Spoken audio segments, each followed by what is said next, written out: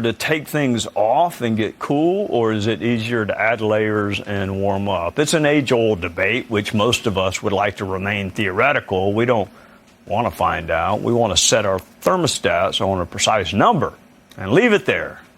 But what if the power grid goes out? What are the chances and consequences of a massive grid crisis in the throes of summer? Chuck DeVore knows about the interconnectivity of energy and the economy and how public policy impacts our power, and he joins us now. Thank you so much for joining us, Chuck. We all remember what happened in Texas with the shortages in the wintertime, in California with the rolling blackouts. What do you think will happen this summer? Well, Trey, we have an increased likelihood of blackouts in the western two-thirds of the country, and it's being driven, Trey, by federal policy, especially President Biden's Inflation Reduction Act, which, of course, had nothing to do with reducing inflation and everything to do with green energy pork.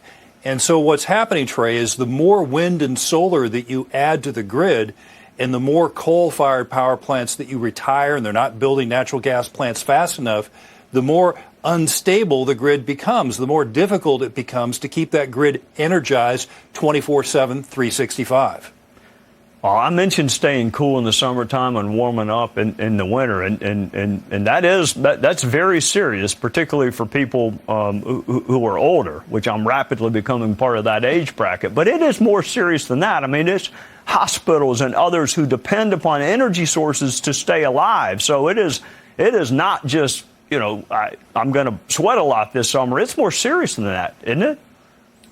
Well, it is a lot more serious than that, and it goes to both affordability and reliability. So not only are we talking about people's lives if the power fails during the summer or even during the winter, but we're also talking about certain types of manufacturing. For example, if you want to manufacture computer chips, you need a continuous and reliable supply of electricity, and that's put in danger.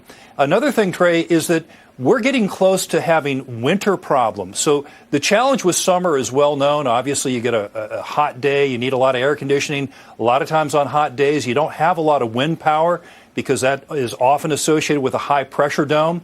But in the winter, you often don't have a lot of wind to begin with. And, of course, solar isn't very strong either. And, Trey, what they haven't confronted yet is that the storage technologies to store the energy from wind and solar is highly costly, exceedingly expensive.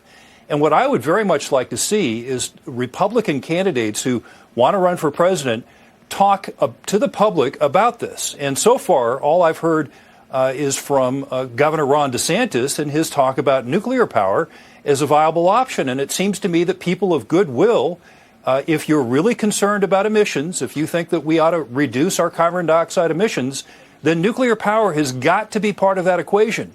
And if you don't think it should be, what is your alternative? How are people going to afford it?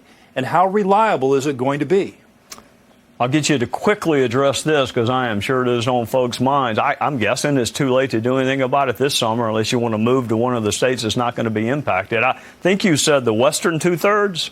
Not to be selfish, yes, but sir. I don't think South Carolina's in the western two-thirds, not to be selfish about it. But I got about 20 seconds. Anything they can do other than move? Well, first of all, you certainly need to contact your lawmakers about this because this is not only a statutory problem, it's a regulatory problem, and it's a legal problem insofar as environmental laws. So what you're likely going to see is a lot of demand reduction. They may monkey with your thermostat even though you didn't give them permission to. You may see some factories close down to conserve electricity. So just batten down, maybe consider buying a generator. Chuck DeVore, let's hope. Let's hope summer is better than it is forecast, but I fear that you may be correct. Thank you for joining us. Look forward to seeing you soon.